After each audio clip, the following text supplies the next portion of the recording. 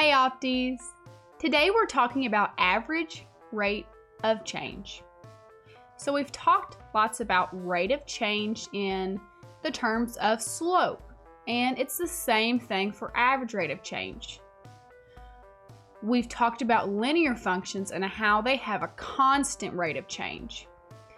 But you can always find the rate of change between two instances in time or in the amount of whatever, depending on your dependent variable x, but it is not always constant.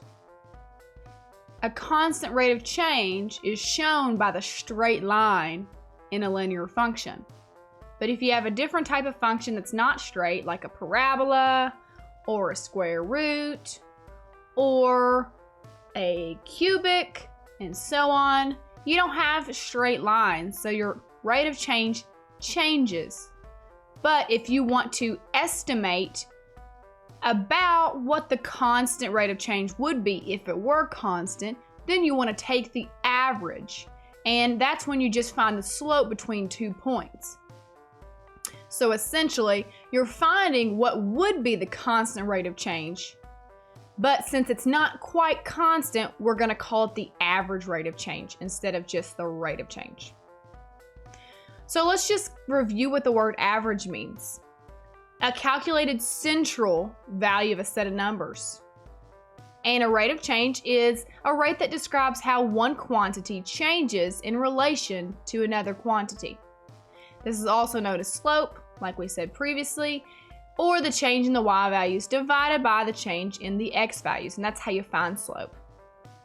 So the average rate of change is the change in the value of a quantity divided by the elapsed time or change in x.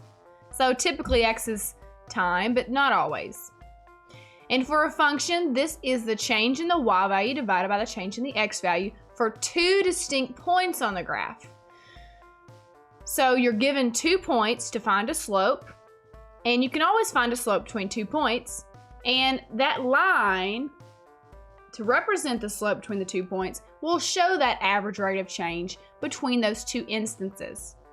It's the same thing as the slope between 2 points for any function, regardless if the rate of change is constant like a linear function. So we said a little bit about that earlier. So here's the formula. Given 2 points, the average rate of change is the slope between the 2 points. And we're going to look at those points as a comma f of a, so we're using some function notation, and b comma f of b. So again, function notation. So let's take a look at the formula written out. So average rate of change, we can abbreviate that as AROC, A-R-O-C, and that's f of b, so the y value for the x value of b, minus f of a, which is the y value for the x value of a, and we divide that by b minus a.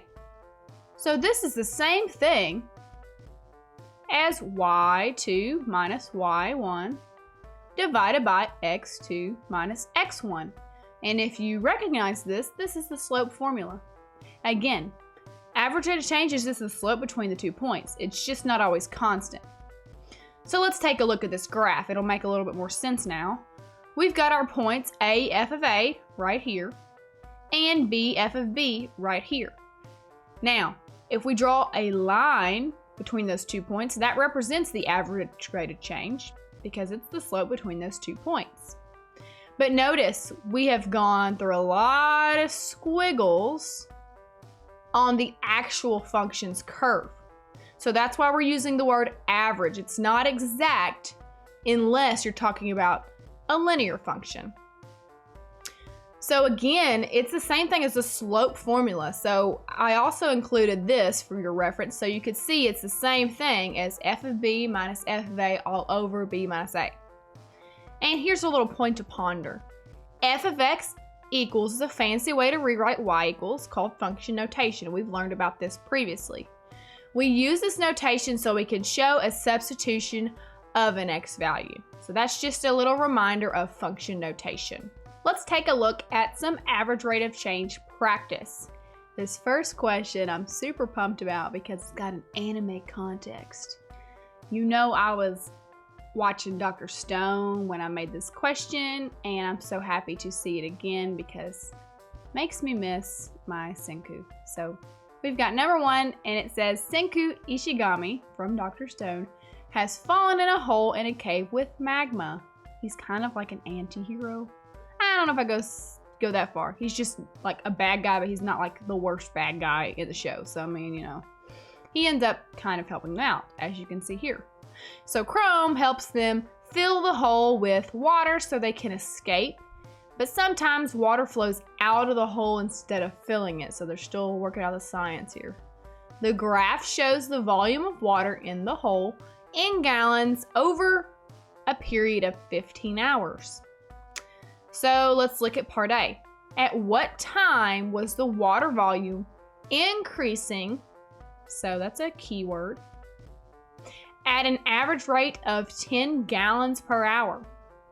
So if it's increasing, it's going to be either this piece, so 2 to 5, or 5 to 7, or 12 to 15, because those are the only sections where you have an increasing rate of change there, so an increasing slope.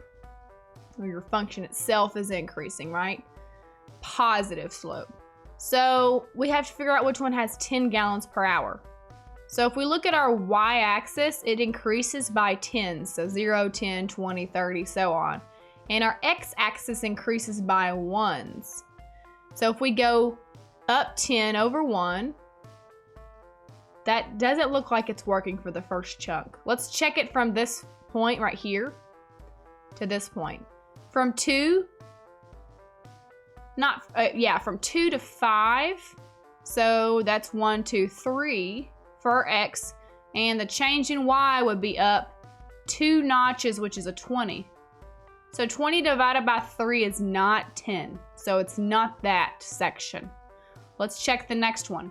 From 5 to 7, that's 2, and we've gone up 1, 2, 3. So that's 3 chunks, which is 30, because each chunk is a 10 on our y-axis. 30 divided by 2 is not 10. So it must be this last one, but let's check. So from 12 to 15, 13, 14, 15, that's 3 hours. And we've gone up 3 chunks here, which is 30. 30 divided by 3, so the change in y, which is 30, divided by the change in x, which is 3. So that's going to be our 10 gallons per hour. So it's going to be this interval from 12 to 15, which we do need to look at that time because it's asking at what time. So let's say from 12 to 15 hours. We can also write it with some inequality notation. So let's do 12. You started at 12 and you're including that hour, or including that start time, right? And you're looking at t, which is time, and you go up to 15. And we also want to write it in interval notation. So that's going to be from 12 to 15 hours. And we'll put like a T and a colon to show that we're talking about the time here. Okay, for B, for 2 to 7 hours, that's how you would read that. From time equals 2 to 7 hours. At what time is the volume of water in the tank 35 gallons? Okay, so let's clean up this area so we can see what we're looking at here. Okay, so we're looking at time 2 to 7. So we're looking from here to here. So that's important because there may be a 35 that's not in between that time. So that's why they're giving us that interval there. So let's look for 35 gallons. That's here-ish. So if we look, and that looks exactly at this point, which would be 6 hours. So what time is the volume of water in the tank 35 gallons? That was just going to be at 6 hours. That's really all there is to that one.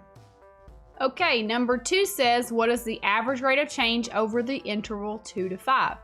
Now, remember when it says interval, that's going to be talking about 2 x's or 2 y's. The word interval in general is talking about 2 of the same letters. So it's not x comma y like an ordered pair. So in this case, we're talking about x values. So that's like an x1 and that's like an x2. So let's make sure we have that clear. So let's find those points. Here's 2 and here is 5 for our x's. So that's going to be this point and this point that we're concerned with. So even though there are 3 points plotted for us, we're not concerned with this point over here on the left because it doesn't involve our 2 x values for our interval. Okay, so what's the y value for this x value of 2 is the question. So it's going to be 2 comma something. So let's count. 1, 2, 3, 4, 5, 6. And that's going down, so it's going to be a negative 6. And let's figure out what the y value is for this 5 here. 1, 2, 3. Okay. So now let's find the slope. I'm going to rewrite my points. 5, 3, and 2, negative 6. It's kind of nice to write your points vertically aligned, in my opinion, because it's easier to subtract and keep your order correct when you're doing the slope formula. So here's what I mean by that. We can say negative 6 minus 3. And then now we know we started this bottom one. So we can go 2 minus 5. And it's just a little bit easier to keep it in line. We started with the bottom point in our numerator, which is negative 6 minus 3. And then we started with our bottom point in our denominator, which is 2 minus 5. Because remember, it's the change in y over the change in x for slope. So let's finish this up. 6, 7, 8, 9, so that's a negative 9. And 2 minus 5 is a negative 3. And that's going to be a positive 3. 9 over 3 is 3, and then your negative 1 divided by negative 1 is a positive 1. So this is 3. And we don't have any units, so we're just going to say the average rate of change is 3. And that's it for that one. And that's it for average rate of change notes and practice. See y'all next time.